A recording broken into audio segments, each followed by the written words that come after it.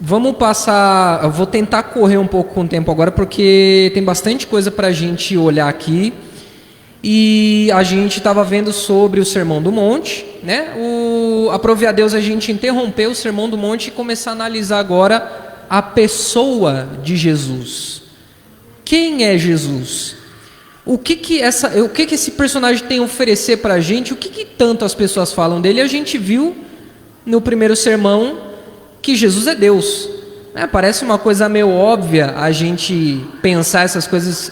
Jesus é Deus, mas a gente vê a importância de ressaltar a divindade de Jesus. É importantíssimo a gente saber disso, ter assim, de cor na cabeça, pelo menos um versículo que te lembre a divindade de Jesus. É importante a gente recordar disso no meio da semana, no meio do mês, de que Jesus é Deus. Ele é Deus, Ele está assentado à direita do Pai, governando todas as coisas. Ele está lá e Ele é Deus. Amém? Hoje a gente vai olhar um pouco para a humanidade de Jesus, a pessoa humana dele. A gente viu o Jesus Deus, agora a gente vai vir um pouquinho aqui para a terra agora. A gente vai ver esse Jesus andarilho, como todo mundo fala. Jesus profeta, Jesus hippie, sei lá, cada coisa que a gente ouve por aí. A versão que eu vou usar aqui para ler é a NVT, então não estranhem se tiver alguma diferença aí. O texto base é Hebreus 8:1. Hebreus está ali no Novo Testamento, passou todas as cartas de Paulo.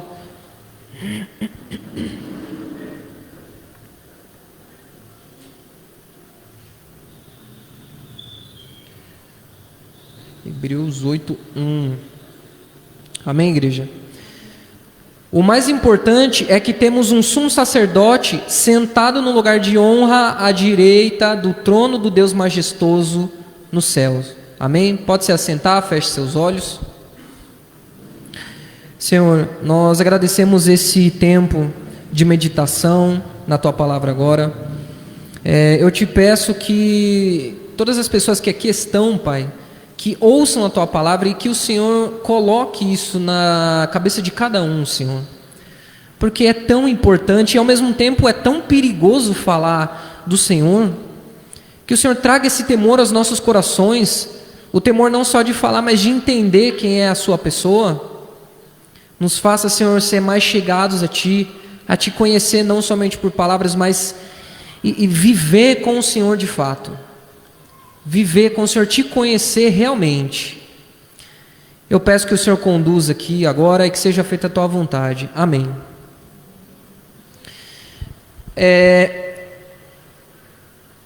Olha que interessante isso daqui. Deus nasceu. Deus nasceu. Acho que a gente pode resumir todo esse sermão nisso. Deus nasceu. Esse Deus poderoso que a gente acabou de falar, que a gente louva toda hora, nasceu. Parece meio ilógico, Parece ser um negócio na contramão realmente. Nossa, Deus nasceu? Como assim? Mas Deus não está lá em cima governando tudo? Pois é, Deus nasceu, o próprio Deus se fez humano, e a gente vê isso em Filipenses 2:7, e Paulo diz, olha, em vez disso, esvaziou-se a si mesmo, assumiu a posição de escravo e nasceu como ser humano. Todo mundo conhece esse texto, ele é bem famoso, e é exatamente isso que Paulo está falando. Deus, o próprio Deus, deixou de ser Deus, deixou todo o seu poder lá em cima e nasceu, viveu aqui. E a gente vai entender o que é esse viver aqui, que a gente fala viveu aqui, viveu entre nós, a música que a gente canta aí, da aniversário, se não me engano, viveu entre nós, tal. A gente vai entender o que é isso. É interessante também falar sobre esse ponto aqui, que quando Paulo fala, assumiu a posição de escravo, a gente pode estranhar também um pouco, Jesus escravo, mas ele não foi escravo. Não, mas os judeus estavam sob o domínio do Império Romano, de certa forma, foram subjugados ali, tinha escravos de todo jeito ali, e Israel estava sob esse domínio do Império Romano. Então ele foi feito um tipo de escravo, Jesus, de um povo dominando o outro. Então, como nós vimos no último sermão, Jesus é plenamente Deus, e a Bíblia, como um todo, se esforça para dizer isso para a gente. Tanto o Antigo Testamento como o Novo Testamento, principalmente o Novo, né, que revela a pessoa de Jesus. No Antigo Testamento não tinha Jesus, agora no Novo tem. O Novo Testamento só tem porque Jesus veio e nasceu, Deus nasceu. E mostra como Deus se rebaixou ao nosso nível de miserável. Lembra que a gente viu no Sermão do Monte que todo mundo é miserável aqui, ninguém se salva diante de Deus? Pois é, Deus se fez como você, miserável. Tão miserável quanto você. Agora, não no sentido de que ele não pode se salvar, esse tipo de coisa, mas pele, carne, sofrer, esse tipo de coisa. Vamos tentar entender um pouco mais sobre esse assunto que é um pouco óbvio. E o primeiro ponto que eu queria passar aqui é o nascimento de Jesus. O nascimento de Jesus por si só já prova a humanidade dele. Jesus precisou primeiramente nascer de uma mulher. Ele precisou seguir o curso natural da humanidade. O curso natural de qualquer ser humano é nascer de uma mulher. Pois bem, Jesus nasceu de uma mulher. Então Jesus, incorporando a humanidade, ele se tornou humano, ele já deu o primeiro passo. Vamos nascer de uma mulher. Nasceu de uma mulher. Ele poderia ter nascido de uma árvore? Poderia, né? Ele poderia ter nascido de um elefante? Poderia. Ele poderia ter descido de uma nave espacial? Ele poderia. Mas não, ele veio como ser humano. E a gente vai entender de novo por que ser humano. Essa resposta é simples e ao mesmo tempo não é. Deus criou o ser humano para representar a imagem dele aqui na Terra, quando ele criou Adão e Eva. Ele pegou ali Adão e Eva, vou criar aqui, fazer bonitinho, e vocês vão me representar na Terra. Vocês vão dominar a Terra e vocês vão ser os meus representantes, porque vocês são a minha imagem e semelhança. Só que os seres humanos falharam, Adão e Eva falharam. Então eles falharam em representar a imagem de Deus. O objetivo era representar, então eles falharam. Então já não tem ninguém representando a imagem de Deus. Então, como nós não somos capazes de representar agora a imagem de Deus, e muito menos de se salvar, né? A gente precisa de um representante. Então a gente falhou em representar Deus aqui na Terra. Ou você consegue ser tão santo assim que você consegue representar Deus aqui? É como alguns irmãos dizem, pô, então você deveria ser um anjo já, né? Deveria ter subido, ser arrebatado. Salvo os enganos teológicos dessa frase, né? Mas é mais ou menos isso daí. Ninguém representa a Deus assim na Terra, a não ser que a gente viu lá no Sermão do Monte, que o Espírito Santo habite naquela pessoa e capacite ela para aquilo. Se não tiver Espírito Santo, não vai cumprir, não vai representar, não vai ser sal, não vai ser luz, esquece. No Antigo Testamento a gente tinha os sacerdotes, lembram? Que representavam os homens diante de Deus. Eles chegavam lá, faziam os sacrifícios para expiar os pecados, beleza, tal, jogava ali, não sei, um monte de lugar, tal, e beleza, estava todo mundo limpo, né? Então os sacerdotes representavam no Antigo Testamento, e agora já no Novo Testamento, que é o evento Cristo, nós temos Cristo como representante.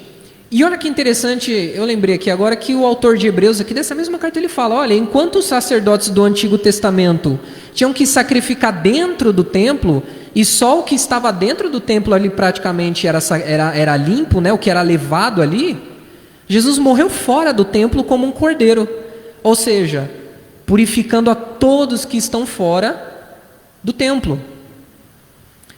Então você vê como Jesus agora ele representa não só um povo, que é o povo de Israel, ele representa todos aqueles que reconhecem Jesus Cristo como Senhor, como representante dele lá nos céus. A gente tem o texto de Hebreus 9, 24, que vai mostrar essa ideia para a gente de que ele está lá representando a gente. A parte B só, que é a última frase ali, olha lá. ele entrou no próprio céu, a fim de agora se apresentar diante de Deus em nosso favor.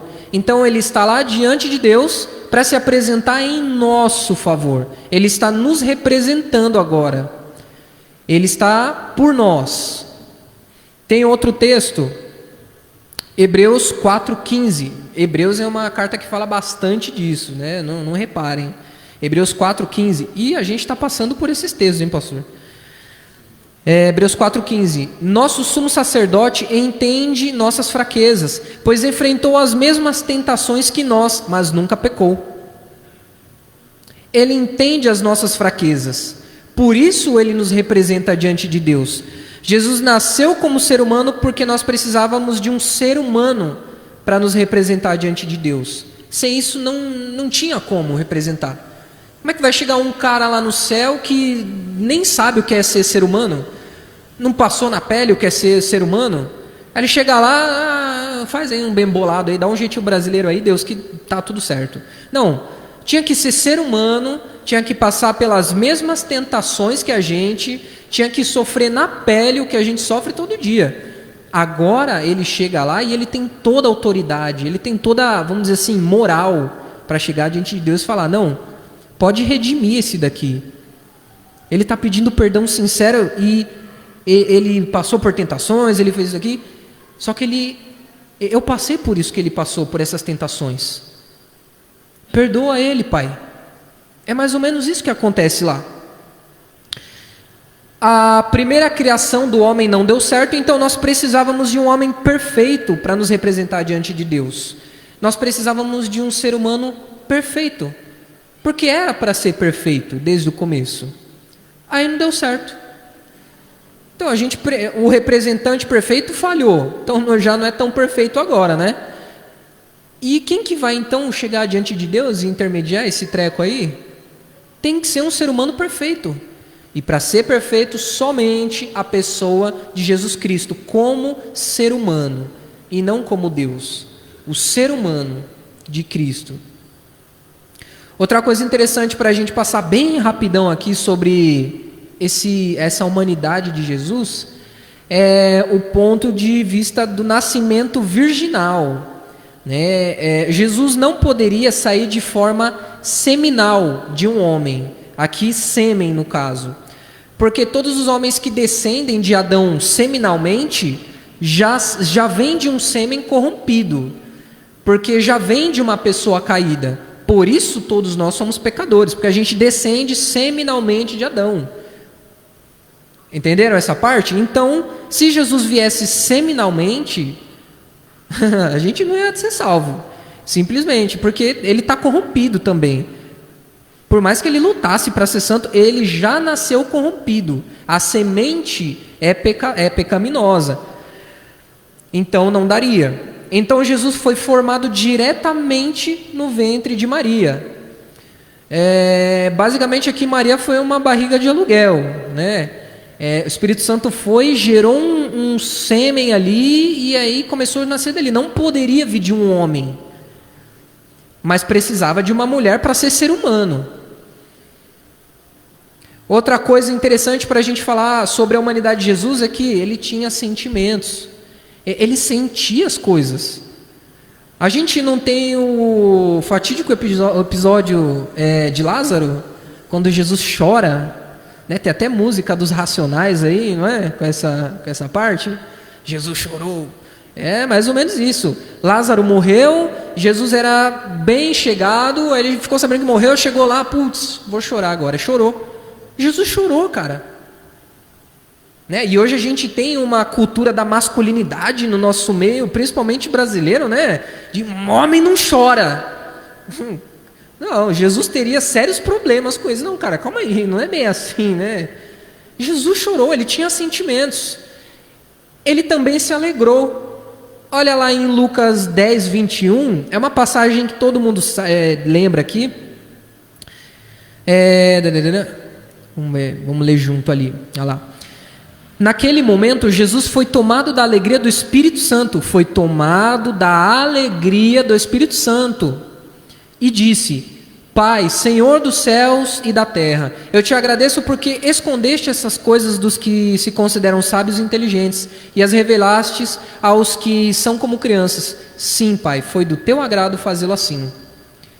É uma passagem que, né, principalmente tem um debate muito grande teológico, que Calvino, Armínio e tal, mas não é isso que a gente quer entrar aqui, amém?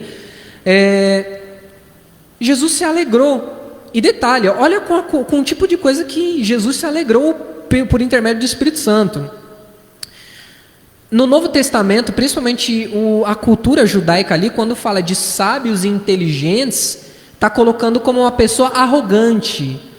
E não que ela realmente pode saber e ser inteligente, mas arrogante no seu saber.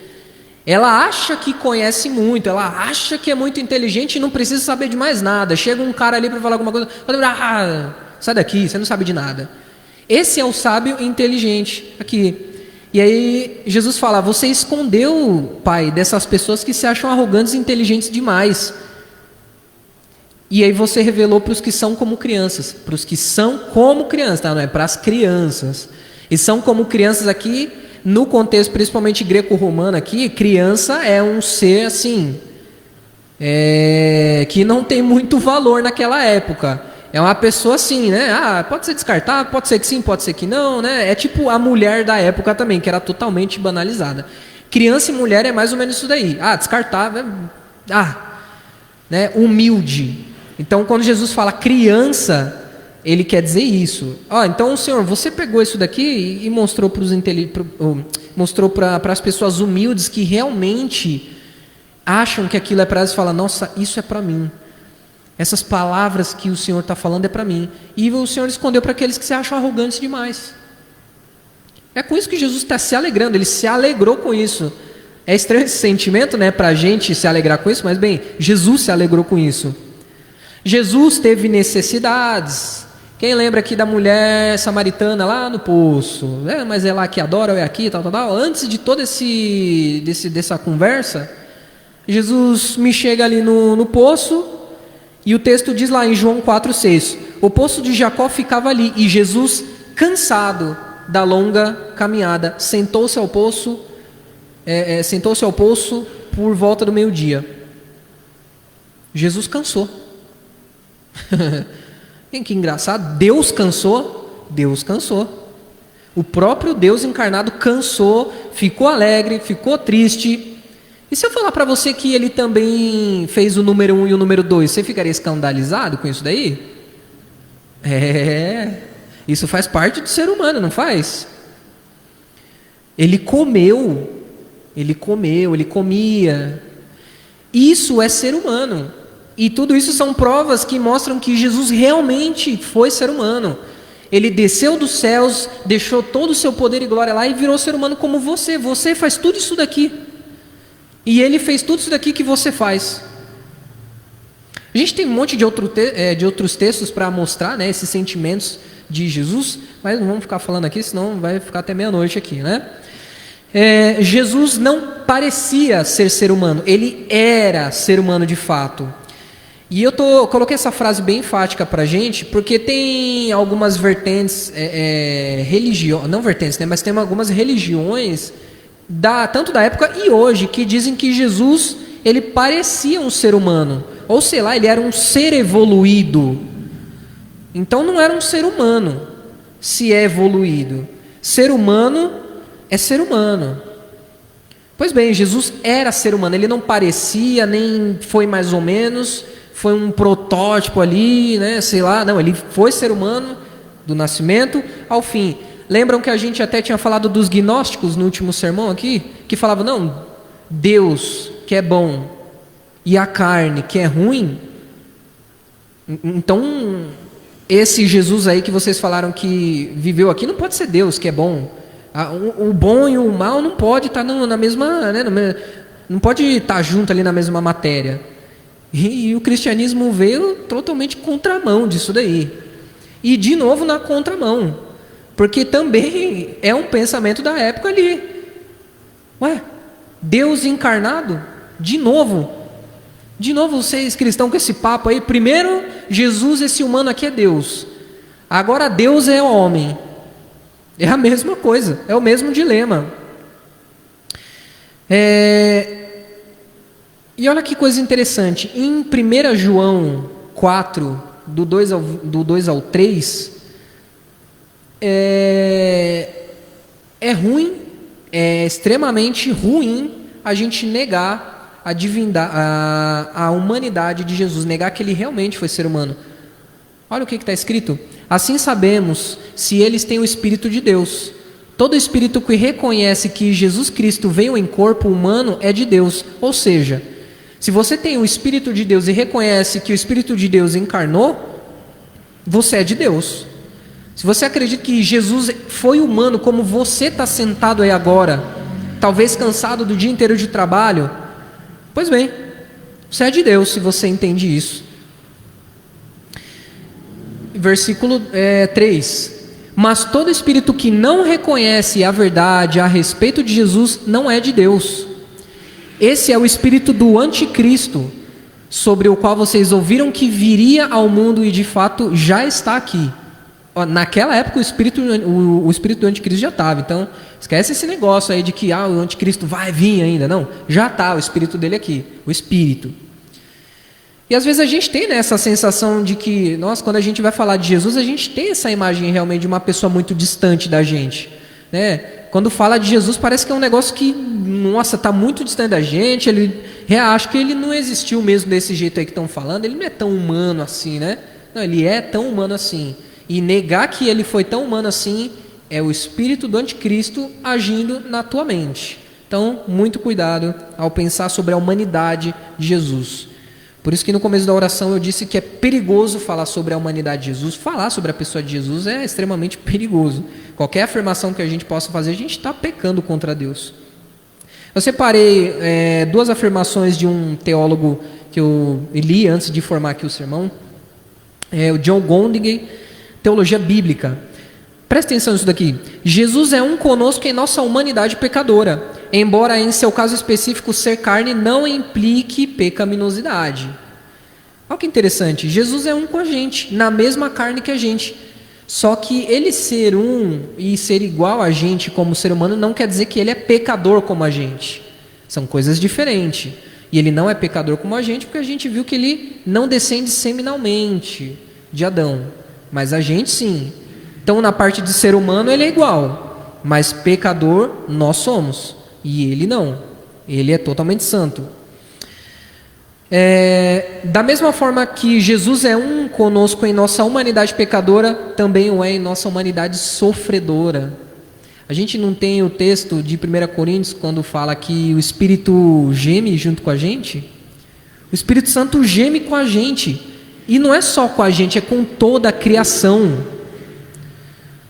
Quando fala toda a criação, é o cosmos inteiro. Porque quando Adão e Eva caíram, não foi o humano que caiu, o cosmos caiu. Acho que eu já cheguei até a dizer isso aqui uma vez. A gente pegar exemplos extremos que a gente tem como fato, tipo, uma estrela morre. Não era para morrer. Foi afetado pelo pecado. Os animais morrem. Talvez não fosse para morrer desde a criação. Morre porque Adão e Eva pecaram. A gente morre, não era para morrer. Morre porque foi afetado pelo pecado de Adão e Eva. E o Espírito Santo sofre junto com a gente nessa humanidade. Cristo intercede por nós com toda essa fragilidade que a gente tem e nas nossas fraquezas. E o Espírito Santo ora junto com a gente. Isso é maravilhoso. Se pensarmos bem, a ideia de Deus se tornar um ser humano como qualquer um de nós é bizarra. Isso é bizarro. Deus descer e ser igualzinho a gente. Que tipo de Deus se demonstra fraco, cansado, abandonado, entristecido, temeroso, perseguido e morrendo? Você tem noção que Deus foi perseguido? Deus foi perseguido e morto. Deus. O mesmo Deus que nasceu, o mesmo Deus que criou as pessoas que perseguiram ele, morreu. Morreu. Isso faz parte da humanidade dele, isso prova que ele é ser humano. Se ele não morresse, como é que então ele ia ser ser humano? Tinha que morrer. O ser humano quando, sei lá, toma um tiro, morre. A não ser que a pessoa seja um 50 Cent, né, que tomou não sei quantos tiros aí e ainda está vivo. Mas Em geral, você toma um tiro, você morre. Você toma uma facada, você morre. Naquela época, você tomava uma lançada, você morria. Morria por muito menos naquela época. Se alguém pensa em Deus, logo imagina um ser soberano, onipotente e que governa o cosmos inteiro sentado em seu trono bem alto e longe daqui. Quando a gente fala de Deus, Deus está lá longe num trono cheio de glória, assim, não dá para chegar lá não, cara. E aí vem uns caras agora com papo de que Deus se fez homem, Deus sentou do meu lado, Deus conversou com a gente, aqui ó, tete a tete.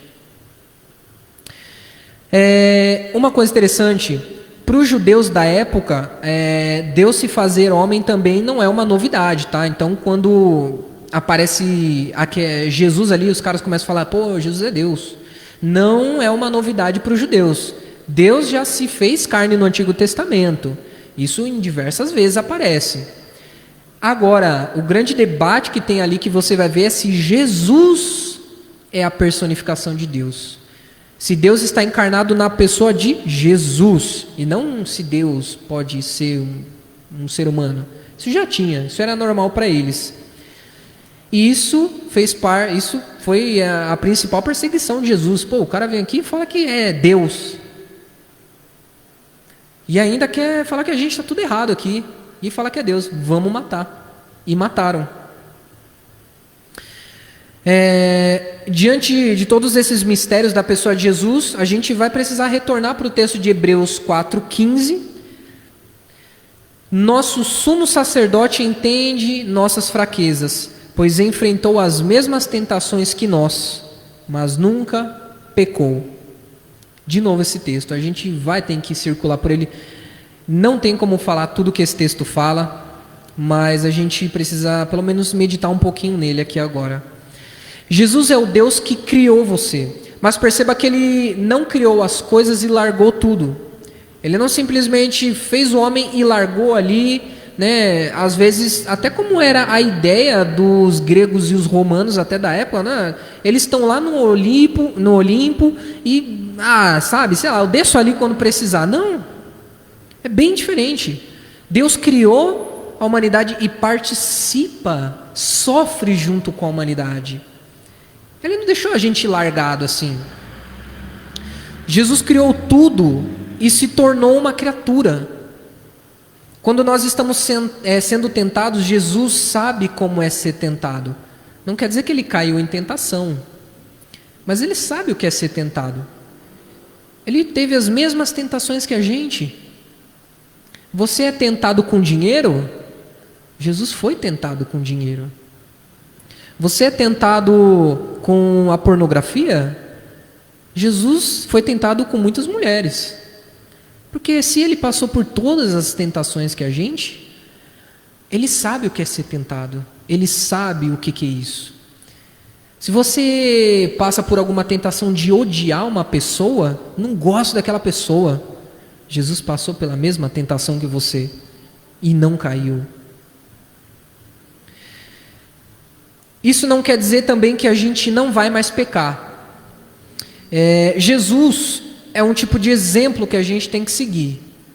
E não é um exemplo que quando a gente não consegue alcançar, a gente deixa de lado e beleza. Não dá para alcançar mesmo, então quem que vai ser como Jesus? Ninguém. Se contente com isso. Você nunca vai chegar aos pés do que Jesus fez aqui. Nunca.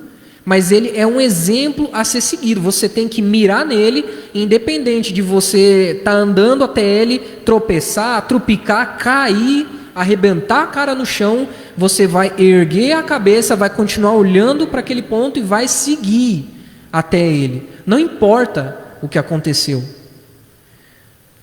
Não é o que Paulo fala? Eu deixei todas as coisas para trás e agora eu olho para frente com Cristo sendo o meu foco. Paulo matou cristão, ele foi um assassino de cristãos. E aí do nada ele estava na porta lá da casa dos irmãos falando: me recebam aí por favor, que agora eu sou igual a vocês. Ele largou, ele deixou tudo isso para trás. Largou tudo. Esse é o exemplo que Paulo seguiu, que a gente tem que seguir olhando. Independente, ninguém vai ser como Jesus, porque Jesus é Deus, mas é ser humano. Então a gente tem que tentar seguir ao máximo, seguir a humanidade de Jesus, o que ele fez como ser humano. Outra coisa interessante é que Jesus não atingiu um ponto alto da santidade também. Jesus, ele não conquistou a santidade, ele virou totalmente santo a partir de um determinado ponto. Ele não orou muito, jejuou muito e aí, pá, chegou lá, virou santão. Ele sempre foi santo. Ele sempre foi santo, desde a eternidade. Jesus nos mostrou como um ser humano vive em santidade, mesmo com o fato de que nesse corpo corrompido jamais viveremos em perfeição. Ainda assim existe um modo de andar diante de Deus. A santidade de Jesus é um exemplo para a gente novamente. Você nunca vai alcançar a santidade dele. A santidade de Deus é impossível de você alcançar, meu amigo. A santidade de Deus dá medo. Dá medo. É estranho ver a santidade de Deus. A gente já viu isso aqui. Lembra Isaías quando chegou diante de tamanha santidade de Deus, eu vou morrer. É muito santo, não dá. Eu vou morrer porque eu sou muito pecador e ele é muito santo, então eu vou morrer. É justo que ele me mate agora. É justo. Só que a santidade humana de Jesus é o que a gente tem que seguir, não a santidade de Deus divina. Essa é impossível de alcançar. E uma pergunta que a gente sempre se faz para tentar desviar de alguns tropeços, né? Aquela pergunta típica que a gente faz é: em seus passos, o que faria Jesus? Acho que todo mundo já se fez essa pergunta. Essa pergunta é do livro do Charles Sheldon, que tem esse mesmo nome. Em seus passos, o que faria Jesus? Olha aí que interessante, né? Se eu me perguntar, em meus passos, o que Jesus faria no meu lugar? Se eu me perguntar isso, fica mais fácil eu desviar, não é? Errado. A pergunta é boa, mas ela tem muitos problemas. E eu vou discorrer aqui um pouquinho só para você entender. Ao invés da gente perguntar, em meus passos, o que Jesus faria, a gente deveria perguntar, o que Jesus fez enquanto homem aqui na terra. Ele já veio como ser humano. Então a gente, quando começa a tentar responder o que a gente faria a partir da nossa imaginação, de um Jesus da nossa imaginação, e não a partir da base bíblica que já tem escrito, cara, tem 4 evangelhos ali para responder essa sua pergunta. Por que você prefere imaginar um Jesus aqui e aí responder essa pergunta do que Jesus faria no seu lugar? Vai dar ruim. Vai dar ruim.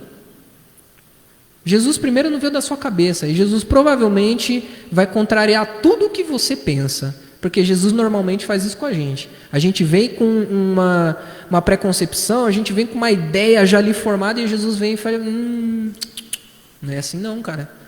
É aqui, ó. Aí, né, já dá aquela quebrada assim na gente.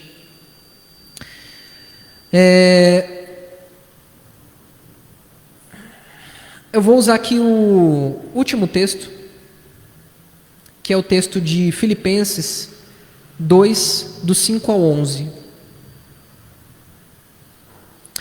Tenham a mesma atitude demonstrada por Cristo. Embora sendo Deus, não considerou que ser igual a Deus fosse algo a que devesse se apegar. Em vez disso, esvaziou-se a si mesmo, assumiu a posição de escravo e nasceu como ser humano. Quando veio em forma humana, humilhou-se e foi obediente até a morte, e morte de cruz. Por isso Deus o elevou ao lugar de mais alta honra e lhe deu o nome que está acima de todos os nomes, para que, ao nome de Jesus, todo joelho se dobre, nos céus, na terra e debaixo da terra, e toda língua declare que Jesus Cristo é Senhor, para a glória de Deus, o Pai. Aqui a gente tem o Jesus humano e o Jesus divino. Um Jesus que, mesmo ele sendo o próprio Deus encarnado e tendo todos os poderes de Deus, ele jamais usou disso para se sobrepor a alguém. Ele podia, ele era Deus, mas não. Ele podia descer da cruz com um raio e jogar fogo em todo mundo? Poderia, ele era Deus. Ele não fez. Ele não fez. Ele nunca se apegou ao fato de ser poderoso. Ele deixou tudo isso de lado e viveu o propósito de salvação que Deus tinha para a gente. O plano era Jesus descer aqui como ser humano e nos salvar. E não descer aqui e ficar distribuindo poderes para lá e para cá e mostrar o quão poderoso Ele é. Se a gente quiser saber o quão Deus poderoso é por manifestações assim, lê o Antigo Testamento. Já tem lá. Um monte de coisa que Deus fez ali de sinais. Já tem.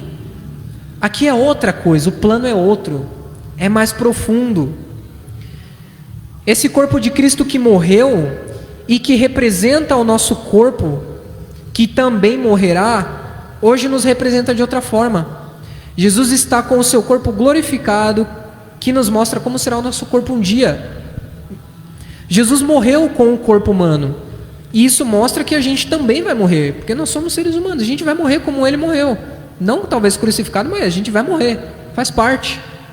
E hoje Ele mostra para a gente como é um corpo além da morte, um corpo glorificado, e é assim que a gente vai ser.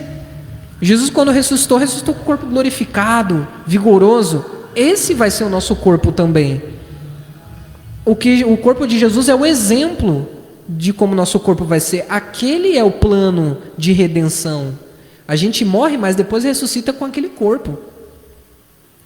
Jesus foi humilhado, coisa que nós não suportaríamos nem de longe. Ninguém aqui suporta ser humilhado, cara. Ninguém aqui suporta nem um xingo. Ele foi humilhado. Cuspiram na cara dele. Você deixaria alguém chegar aqui agora e cuspir na sua cara? Cuspiram na cara de Deus, do seu Deus, que você confessa por aí afora. Se é que você confessa Deus por aí afora, cuspiram na cara do seu Deus, e você não aceita ser xingado. Ele sangrou por pessoas que hoje não fazem a questão de perdoar o próximo. Ele perdoou sangrando, suou sangue. E a gente não consegue perdoar o próximo, né, por muito menos do que isso daqui, por muito menos. Jesus sofreu como nós e hoje Ele está com seu corpo glorificado ao lado do Pai. Amanhã seremos nós que sofremos como Jesus e estaremos juntos do Pai com o corpo glorificado para sempre. Esse é o nosso caminho. Esse é o espelho. Jesus, como ser humano, Ele redimiu a sua igreja e agora Ele mostra para a gente como é ter um corpo glorificado e que a gente vai se assentar diante de Deus, à direita de Deus. A gente vai estar lá com o corpo glorificado, vivendo em harmonia, perdoando uns aos outros, amando uns aos outros. Parece meio utópico, parece um negócio meio assim que jamais vai acontecer. Pois é, vai acontecer. Talvez em um futuro distante ainda, mas vai acontecer. É até aqui que eu quero chegar. Eu peço que os irmãos curvem a cabeça. Vamos fazer uma oração para finalizar. Senhor Deus, obrigado por esse momento de meditação na Tua Palavra. Como é grandioso saber mais da pessoa do Teu Filho, dos milagres que o Teu Filho fez, do propósito que Ele cumpriu aqui e do que nós também haveremos de ser naquele dia. Naquele dia nós seremos como o Teu Filho, nós seremos glorificados, graças ao Teu Filho, porque Ele veio, Ele desceu, Ele se humilhou na nossa condição. A gente não tem nem palavras para agradecer, não tem como agradecer. Eu peço que o Senhor nos ajude a Te servir melhor, com isso em mente, de que nós precisamos seguir o exemplo do Teu Filho, perdoar uns aos outros, viver em harmonia e saber que nós hoje somos redimidos, perdoados, através do Teu Filho, Senhor. Faça a Tua vontade nas nossas vidas. Amém.